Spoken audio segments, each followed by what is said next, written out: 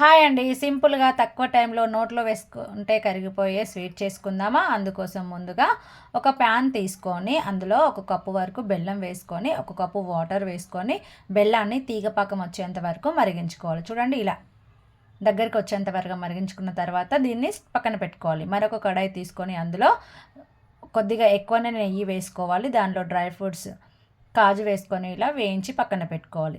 తిరిగి అదే ప్యాన్లో చూడండి ఒక కప్పు బెల్లం తీసుకున్నాం కదా, సేమ్ అదే కప్పుతో ఇక్కడ గోధుమ పిండి తీసుకోవాలి.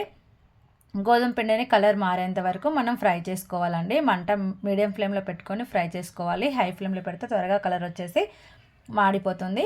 సో మీడియం ఫ్లేమ్లో పెట్టుకొని మంచిగా దాని నుండి ఆయిల్ మళ్ళీ బయటకు వచ్చేంత వరకు మనం బాగా కుక్ చేయాలి. తర్వాత మనం ఇంతకుముందు మరిగించి పెట్టుకున్న బెల్లం వాటర్ ఉన్నాయి కదా, కొద్దిగా వేసుకుంటూ ఇలా కలుపుకోండి. సో ఇది వేసాక ఏమంటే ఫాస్ట్గా కలిపేయాలండి. ఎంత ఫాస్ట్గా కలిపితే మీకు అంత చక్కగా కలిసిపోతుంది. సో ఫాస్ట్గా కలిపేసుకొని ఇలా చూడండి ప్యాన్ నుండి సపరేట్ అయ్యేంత వరకు మీరు కలుపుకోవాలి. చూడండి ఫాస్ట్గా కలుపుకోవాలి. ఎక్కడా ఉండలేమి కట్టకుండా ప్యాన్ నుండి సపరేట్ అయ్యేంత వరకు ఫాస్ట్గా కలుపుతూనే ఉండాలండి. సో ఇలా కలుపుకున్న తర్వాత అది దగ్గరికి వచ్చేస్తుంది కదా, చూడండి ప్యాన్ నుండి సపరేట్ అవుతుంది. ఇప్పుడు ఇందులో ఒక 1/2 టేబుల్ స్పూన్ వరకు ఇలాచీ పౌడర్, మనం బెల్లం వాటర్ బాగా మరిగించుకొని వేసుకున్నాం కాబట్టి చాలా బాగుంటుందండి.